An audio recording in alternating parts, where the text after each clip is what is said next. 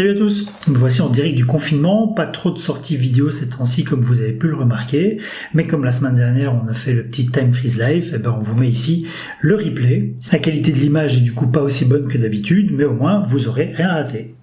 Enjoy!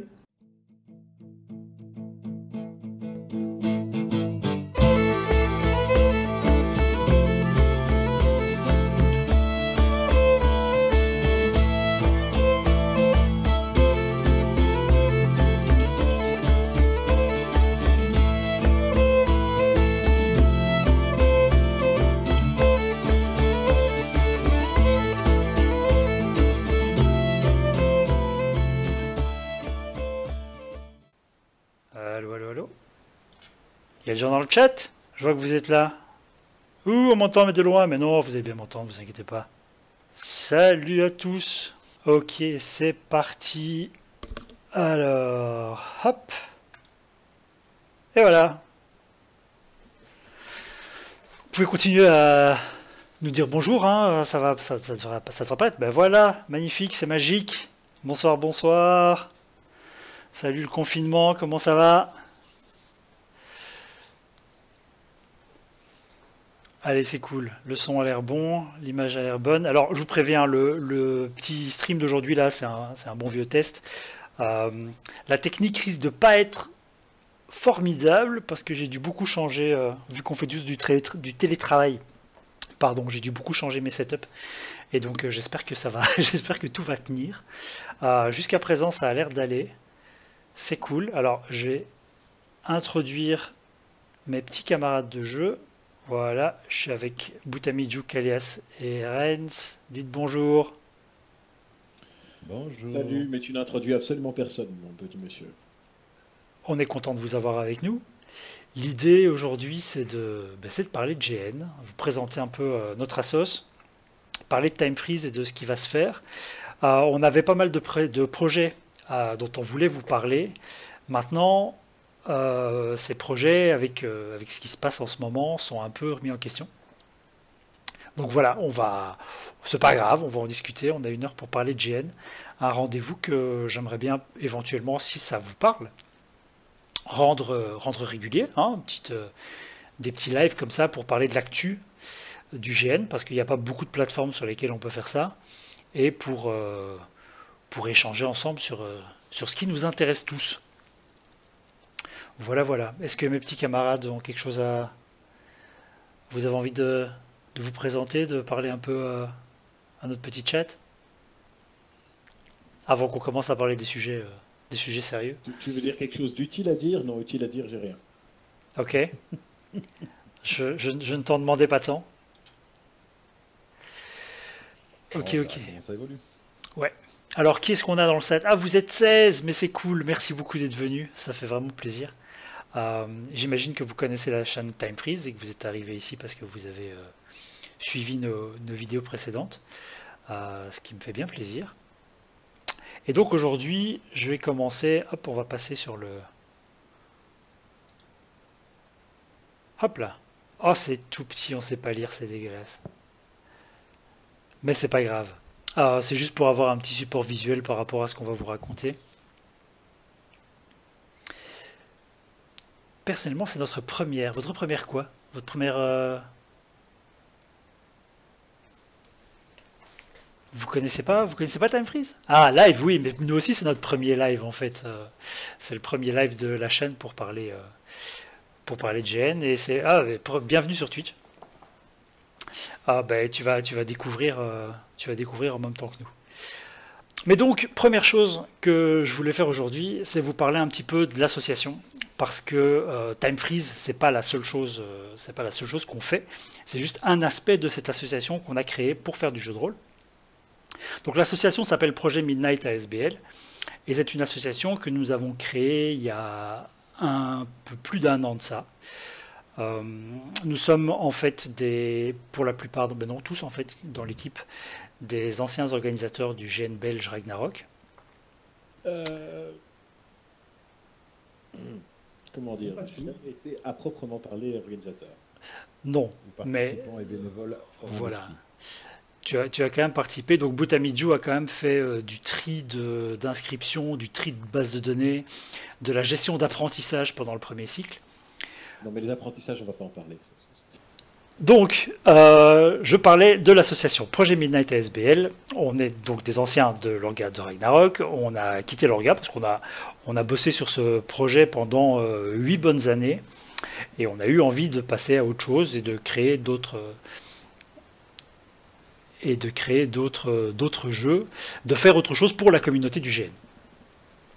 Du coup, cette association a plusieurs projets. Le premier projet que vous connaissez déjà sans doute tous, sinon vous ne seriez pas ici, c'est Time Freeze. Donc chaîne YouTube pour parler de GN, pour montrer des jeux existants auxquels on participe, pour parler du GN en général, et essayer de transmettre les messages, d'apprendre aux gens qui ne connaissent pas du tout ce que c'est. Et on espère au fur et à mesure créer des sujets aussi qui parlent aux gens qui en font, aux organisations, pour les aider à améliorer leur GN. Gloire à nous. Non, mais vous êtes tellement... Bonsoir tonton Wilfram, ça fait plaisir de te voir. C'est cool, il y a plein de gens. Donc voilà, premier aspect, média GN, c'est-à-dire Time Freeze, et Time Freeze pourrait peut-être s'étendre pour faire un peu de live, parce que c'est aussi sympa de pouvoir discuter avec vous en direct.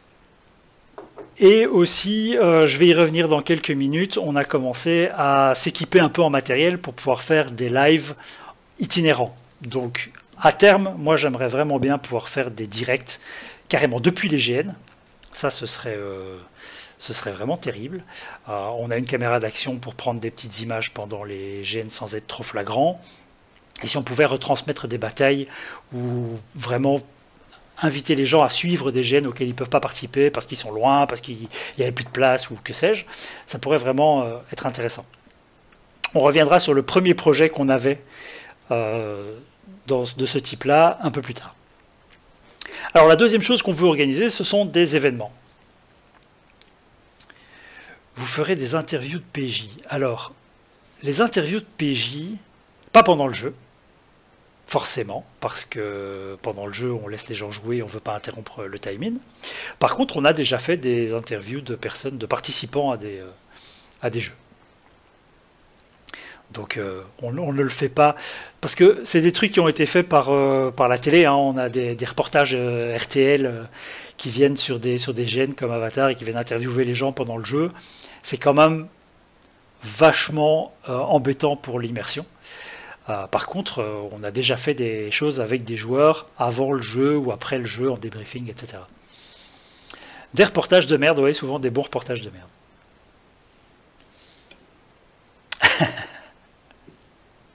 Donc voilà, ça ce sont des choses, mais voilà, il y a énormément de choses qui sont possibles et on avisera au fur et à mesure. On va essayer d'étendre notre panel de propositions. Donc la deuxième chose, c'est l'organisation d'événements. Première chose, on a des idées pour organiser un GN. Donc on est en train de l'écrire. On a commencé par les règles et l'univers. On a un livre de règles qui commence à être assez avancé, qui n'est pas tout à fait fini.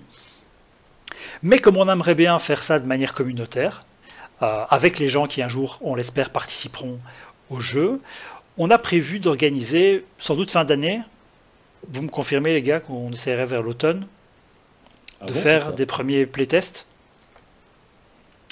Donc de faire ça un peu comme ça se fait beaucoup dans le monde du jeu vidéo, l'early access. C'est-à-dire, vu qu'on va avoir un livre de règles et qu'on voudrait qu'il soit bien, on va essayer d'organiser des petites sessions de jeu pour tester certaines de ces règles. Et pour ça, on sera évidemment ouvert à la participation de tous. Ce serait vraiment sympa, je pense qu'on passera des messages, sans doute que ce sera des alphas fermés, c'est ça, des bêta-testeurs, on aura besoin de bêta-testeurs. On va d'abord faire des alphas très fermés, avec des gens qu'on aime bien et qu'on connaît bien, disons, pas qu'on aime bien, qu'on connaît bien, pour être sûr de ne pas se faire trop allumer au début, et puis quand ce sera un peu plus mature, on essaiera de faire des vrais bêta-tests, avec des gens lambda, c'est encore mieux si on ne les connaît pas. Wow, le copinage. Il y a Captain Crumble déjà qui fait... Après, si on prend des gens qu'on connaît bien, on va quand même se faire allumer. Hein. Ça dépend dans quelle région de Belgique on va les chercher. Ouais, je vois déjà Fais gaffe parce que je vois déjà le chat qui s'emballe là. Je me demande si ça vient pas de l'est du pays, tout ça. Alors, donc, playtest. Ça, j'espère que ce sera sympa et que vous serez nombreux à vous y joindre. Une autre chose que notre ASBL souhaite faire, c'est du soutien à la communauté. Donc, de l'aide aux autres organisations de GN. Ce qui, pour l'instant, est un peu, n'est pas encore, c'est pas un projet qu'on a déjà démarré, mais on a commencé à créer un petit stock de matériel. Voilà, c'est ça. Le stock de matériel n'est pas encore suffisamment grand pour pouvoir avoir vraiment des choses intéressantes à prêter ou à louer. Par contre, c'est un plan qu'on a et on est en train justement, donc on a déjà quelques tentes qu'on va utiliser dans des événements prochains. Et on a l'intention de faire grandir ce stock pour pouvoir offrir des services de ce type. Et j'ai noté aussi la question du calendrier. Donc, dans les services qu'on pourrait offrir à la communauté, aujourd'hui, les calendriers de GN sont assez pauvres. La Fédération française et la Fédération belge en ont un, mais ils sont assez limités. Et il y avait une initiative communautaire, Cocolarp, ça s'appelle, vous pouvez le retrouver sur Facebook, qui faisait un calendrier des GN français et limitrophes, et qui malheureusement a fermé en décembre 2019, donc il n'y a vraiment pas longtemps. Et donc aujourd'hui, la proposition de calendrier exhaustif est quasiment inexistante, et donc on se retrouve très souvent à apprendre qu'un GN existe après qu'il soit passé et on n'a pas pu y participer. Donc on aimerait bien relancer ça, et refaire quelque chose de collaboratif, probablement d'abord avec un Google Sheet ou un Excel, comme Cocolarp à l'époque avait commencé en fait, mais rapidement passer plutôt à un site, vu que ces braves gens de Cocolarp ont mis en open source leur site calendrier. Donc on espère pouvoir le récupérer et construire ça pour que tout le monde puisse après venir participer. Du coup, on fera de nouveau appel à la communauté. Voilà, pour l'instant, vous n'êtes que 21. J'espère qu'on arrivera à toucher plus de monde. On a 830 abonnés sur la chaîne YouTube. Donc, j'espère que cette communauté va grandir et que tout le monde aura envie de participer, parce que c'est un effort qui n'est pas faisable juste par une petite organisation. Il faut que ce soit un effort communautaire. Donc, on va essayer de travailler à construire ça. Et donc, promotion du GN, la dernière mission qu'on s'est donnée pour cette ASBL, c'est exactement ça. C'est construire cette communauté, parler du GN et essayer d'avoir un maximum de gens intéressés qui viennent se joindre à nous. Là. C'est du talent pro, ça. Si maintenant j'appuie là-dessus, ouais, ça marche. Alors,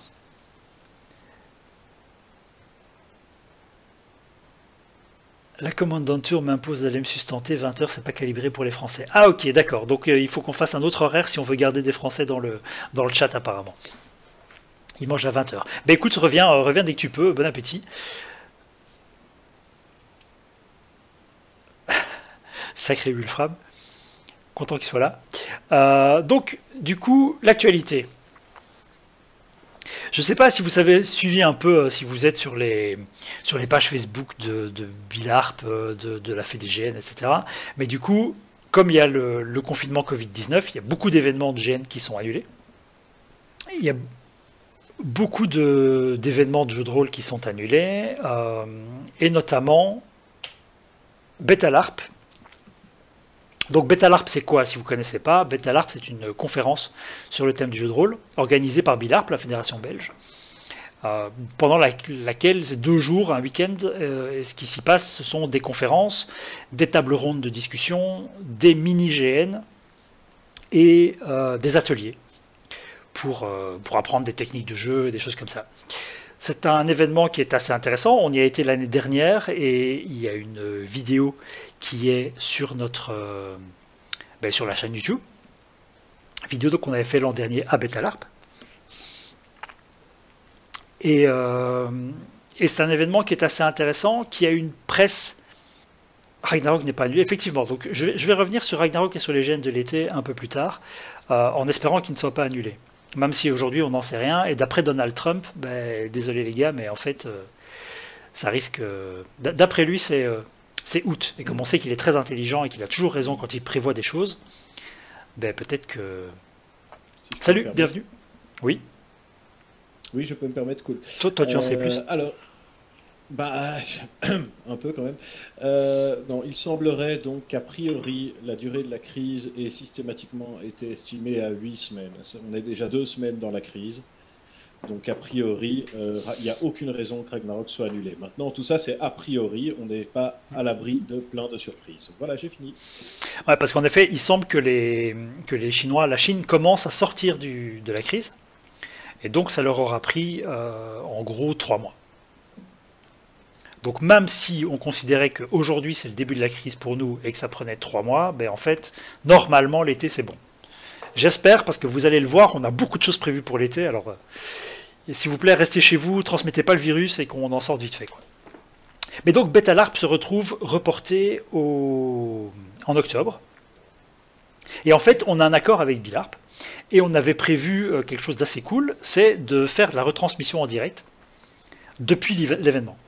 Donc filmer des sessions et les mettre en live sur Twitch pour les gens qui ne pouvaient pas être à l'événement et qui voulaient suivre les sessions. Donc ça c'est un truc assez sympa. J'espère qu'on pourra le faire de nouveau, on pourra toujours le faire en octobre. Le programme qui était prévu, ça c'est la bière, et qui va changer évidemment, donc on peut de nouveau proposer des interventions, parce qu'ils étaient un petit peu juste le nombre d'interventions. Maintenant, vu que c'est reporté de plus de 6 mois, ben en fait on peut de nouveau proposer des choses.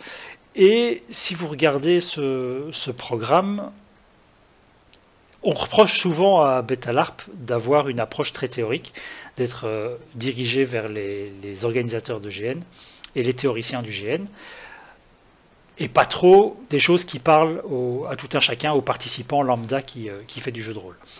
Mais en fait, il tient qu'à nous de proposer des sessions, il tient qu'à nous de faire en sorte de proposer des choses à Bilarp pour qu'ils élargissent un peu leur panel et que ça puisse intéresser tout le monde. En tout cas, en octobre, vous aurez l'occasion sur cette chaîne-ci de suivre les sessions et de... Ouais, effectivement, j'avoue que là, elle est un peu... C'est un peu petit. Mais je pourrais pas l'agrandir. Si. Paf. Sinon, tu peux pas le mettre en lien Drive sur le chat. Tiens, ben regarde, attends, voilà, hop. Le temps que je sois sur celle-là, je vous le mets en grand, voilà, comme ça vous voyez. Donc en fait, on a en jaune, ce sont des petits jeux, en vert, ce sont des ateliers, en bleu, les conférences, et en rose, des tables rondes. Et vous voyez qu'il y a des salles sur demande, il y a des creux, donc ils sont en demande d'assistance. Bon, allez, voilà, hop, je le redescends, tac, tac, nous y revoilà. Paf, c'est quand même bien fait.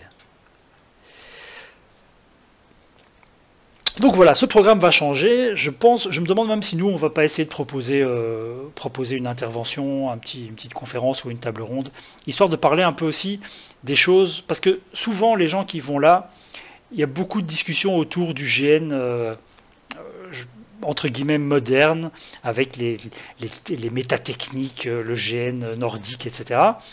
Et ça parle pas toujours aux gens qui ont juste envie de faire du jeu de rôle simple. Par exemple, Ragnarok, c'est un médiéval fantastique.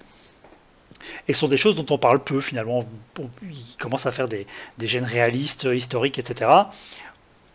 Il faudrait remettre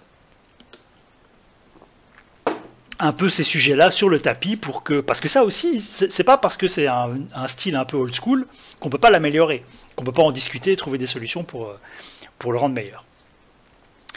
Donc, Betalarp reporté en octobre, on y sera, on fera du direct, on fera du broadcast des sessions, et on espère peut-être voir certains d'entre vous, au moins que vous suivrez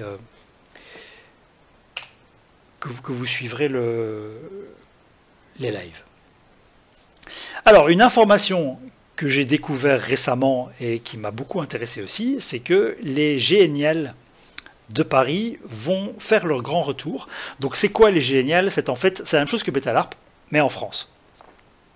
Et en fait, ça existait avant Betalarp. Betalarp est inspiré des GNL. Il paraît que c'était vraiment formidable. C'est une grande conférence sur le sujet du jeu de rôle grandeur nature qui avait lieu à Paris. Ça a disparu en 2015. Ils ont arrêté de l'organiser. Du coup, Betalarp a commencé à grandir parce que les gens, il y a d'ailleurs beaucoup de Français qui venaient en Belgique pour Betalarp.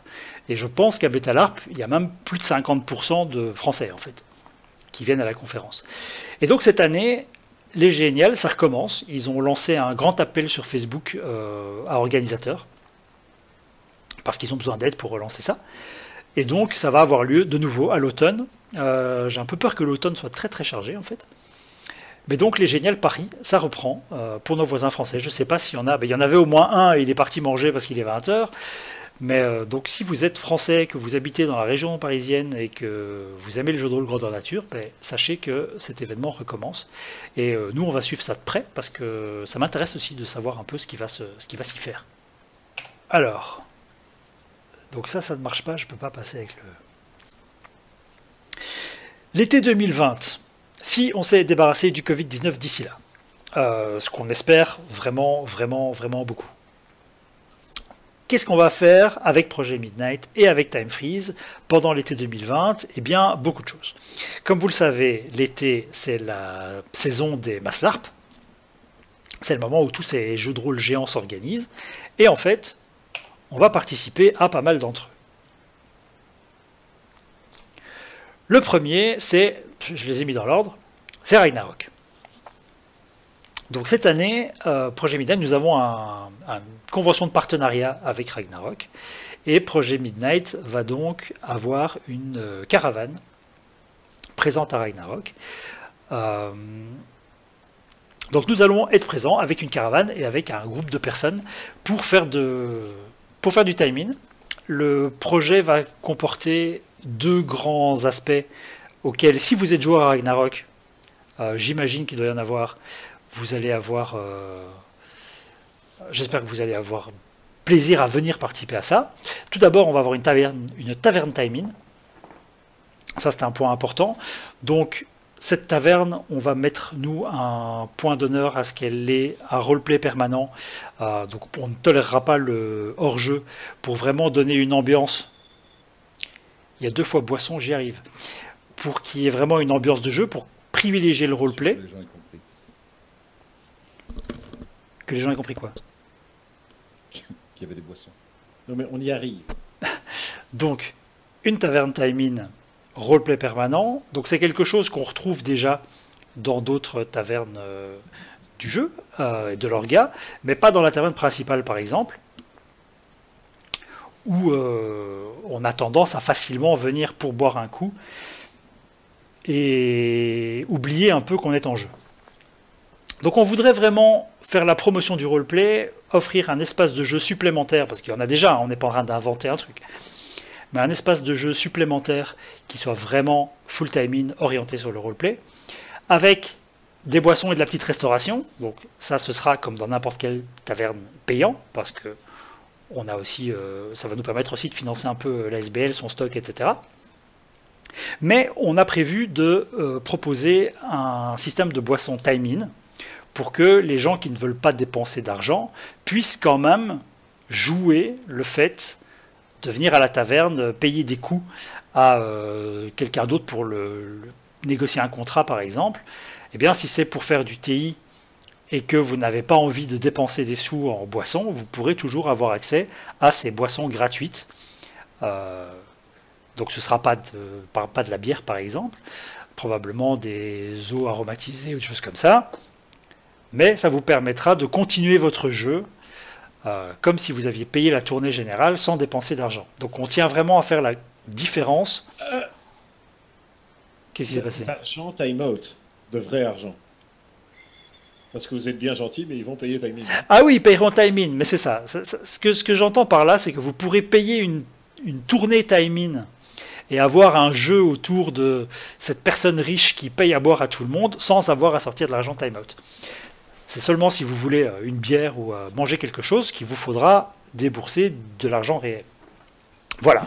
Donc on tient vraiment à séparer le time-in et le time-out, faire en sorte que le jeu soit permanent, sans que vous ayez ces choses qui viennent, qui viennent casser l'immersion. Et surtout, nous, on vient en tant qu'artisan avec cette taverne, donc le but, c'est quand même, on va faire le commerce de boissons et de petites restaurations, mais on veut vraiment séparer les deux. On va pas dire aux gens, venez jouer chez nous, c'est chez nous qu'il y a le jeu et ça va vous coûter des sous. C'est pas le but. Donc on tient vraiment à ce que les deux soient bien séparés. Oui, enfin ceci dit, ils peuvent aussi dépenser de l'argent chez nous, hein, je veux dire. Parfait. Si vous trouvez que les bières sont bonnes et que la restauration est bonne, ben venez. Ça aidera la SBS, ça permettra de faire des plus belles vidéos. Ça permettra de ne pas avoir l'air blafard quand je fais un live, parce que là j'ai vraiment l'air d'un cadavre. Donc n'hésitez pas. Mais sachez que vous ne serez forcé de rien et que voilà, on tient vraiment à ce que ce soit bien séparé. À part de jouer. À part de jouer. Ça, c'est la chose qui est importante et indispensable. Vous êtes dans cet espace pour faire du time-in et pas pour faire du time-out. Ouais, ben oui, ben Vampire, si vous m'aviez vu l'année dernière à Ragnarok, justement, vous sauriez qu'effectivement, je fais partie d'une grande lignée de vampires, d'ailleurs. Sur ce deuxième aspect, on va pas avoir juste cette taverne. Tout le camp qui va être autour, on va, bon, pas à 100%, parce qu'on a toujours besoin d'avoir une petite zone time-out pour mettre du matériel ou quoi. Par contre, il va être majoritairement time-in. Donc les logements seront time-in. On va faire des petits espaces d'artisans time-in pour faire de l'apprentissage, pour créer du jeu autour de l'apprentissage des compétences, parce que c'est quelque chose qui est demandé par l'orga, qui est promu par les règles, mais qu'on peut facilement ne pas avoir le courage de jouer, je ne sais pas comment dire, mais on va essayer de promouvoir ce jeu, montrer qu'il y a un jeu intéressant et des bons moments à passer, à faire de l'apprentissage, à faire de l'artisanat et à vraiment jouer les choses. L'idée, c'est de démontrer qu'on peut jouer, apprendre des choses in-game et ramener des choses qu'on a réellement appris chez soi et qu'on pourra reproduire pour s'améliorer en tant que géaniste ou en tant que personne qui aime son hobby après l'événement ou pendant l'événement. C'est quelque chose qui a été déjà introduit par les coups rouges l'année dernière. Donc il y a des endroits où vous avez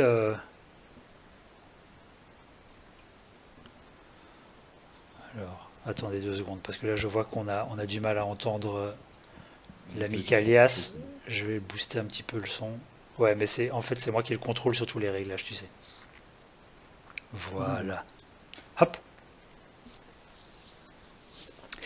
Et donc, on va venir les renforcer là-dessus et vraiment faire en sorte qu'il y ait du jeu autour de ces choses-là. Donc le camp sera time-in, il y aura plein de raisons de venir y jouer, plein d'opportunités d'utiliser ces espaces pour faire du roleplay, et donc on espère vous y voir nombreux. Bon après, si dans le chat il n'y a que des coups rouges, ben évidemment, ça ne va pas nous aider. Ouais, sympathique et accueillant. On voit que c'est quelqu'un qui passe du temps chez eux. Alors, deuxième point. Attends, d'abord, les petits amis, vous avez quelque chose à ajouter sur le projet Ragna 2020?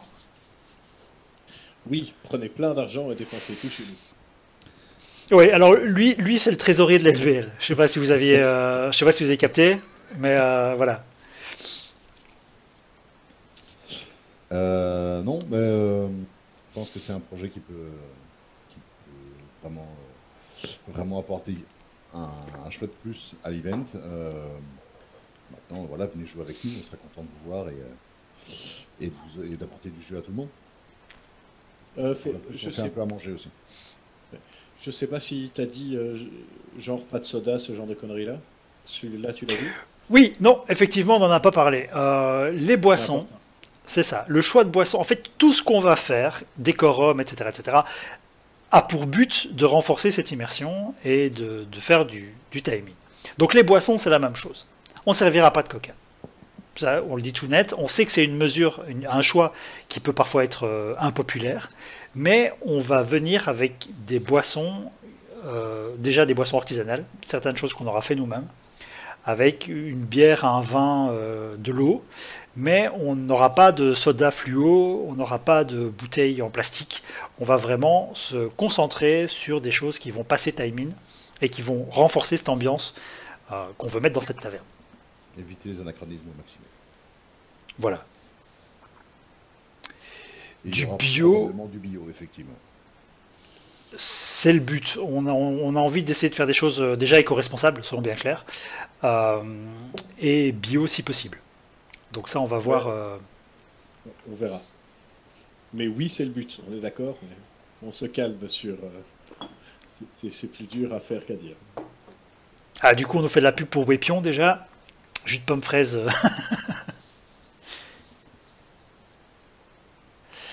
Alors, quantité de soft maison, oui, c'est chaud. On pourra probablement, même certainement pas, faire uniquement du soft maison. Ça, je pense que ça va être compliqué.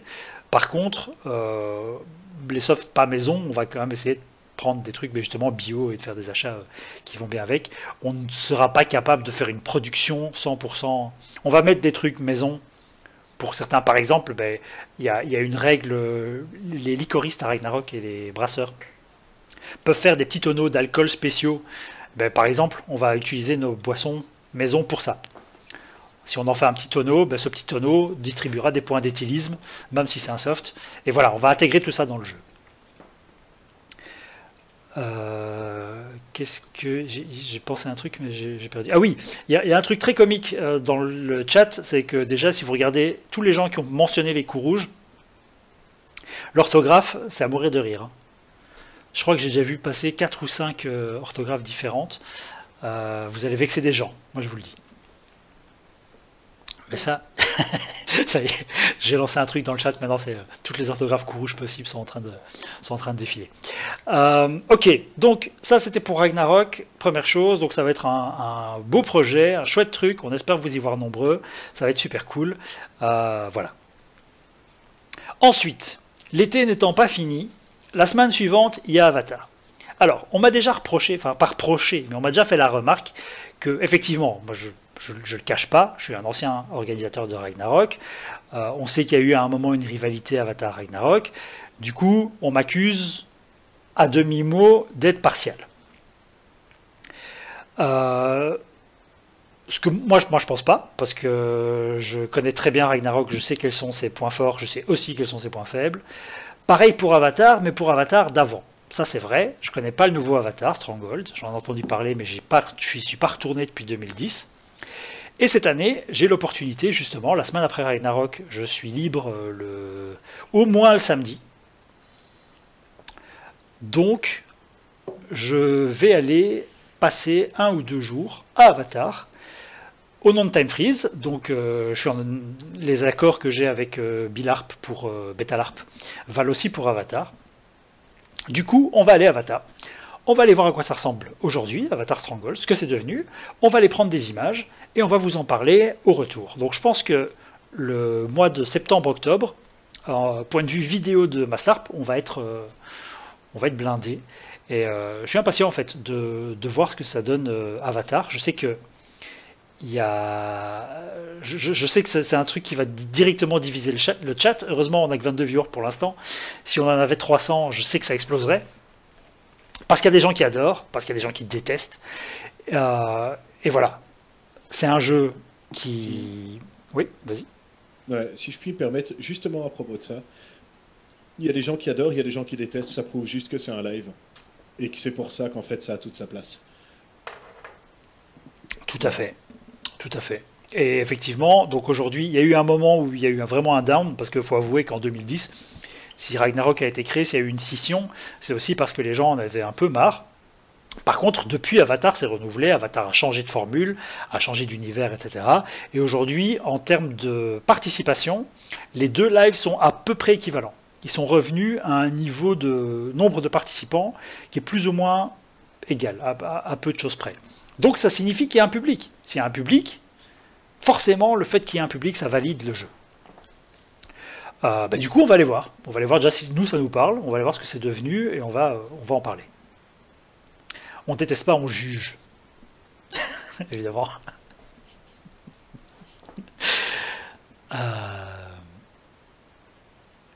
Ouais, donc c'est ça. Moi, ce qui m'intéresse vraiment de voir, c'est l'immersion. Parce que c'est quand même quelque chose qu'on avait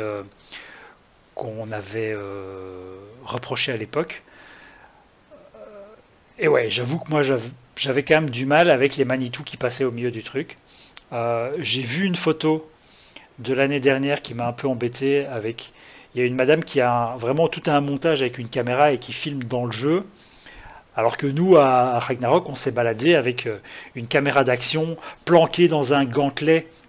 C'est pour ça que si vous regardez ma vidéo sur Ragna, on voit que déjà, on voit mon pas à fond.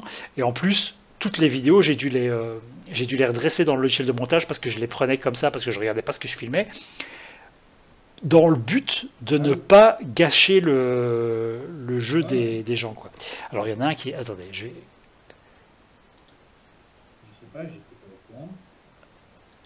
Quel petit comique celui-là. Tac, je lui coupe le sifflet. Il me semble qu'il faut... Voilà. Non, tu dis, ça n'a pas marché. Ah, si, je lui ai coupé le sifflet, t'inquiète. Ah, ok, c'est bien.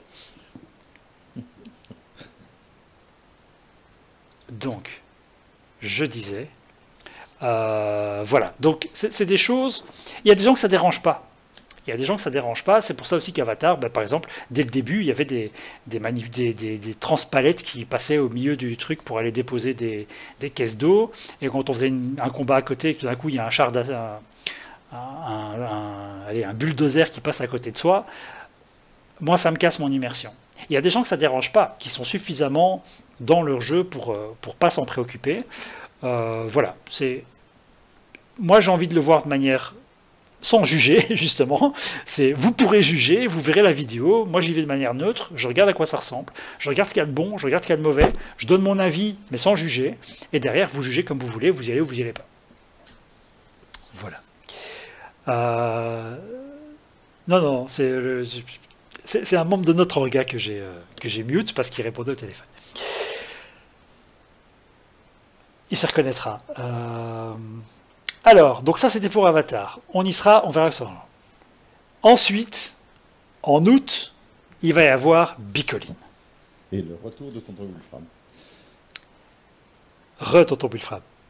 Moi, s'il a pas sa barbe, je lui parle pas. T'as raté le moment où on disait qu'en France, il y a les géniales qui recommencent. J'espère que t'es au courant. Putain d'histoire de barbe. Pardon pour les gros mots. Je mettrai 5 € dans la caisse de la CL. Ah bah j'espère bien. 50. Donc Tonton Wolfram, les GNL à Paris reprennent en 2020, c'est à l'automne, il y a une page sur Facebook, va voir. Apparemment ils sont chauds, donc ça reprend. J'espère que ce sera bien. Mais donc en août, Bicoline. Alors Bicoline, je ne sais pas si vous connaissez, mais si vous avez vu notre vidéo sur le Maslarp, vous connaissez au moins de noms. C'est au Québec. Ça a été créé en 95. Et c'est un GN qui regroupe 3000 personnes sur un site permanent avec des constructions, etc. C'est un truc qui a l'air formidable. J'ai pas encore été, mais ça a l'air génial. Et donc, ils fêtent leurs 25 ans cette année. Et à cette occasion, on est plus de 50 Belges à aller à Bicoline. Donc, on va avoir une grosse délégation qui va débarquer là-bas.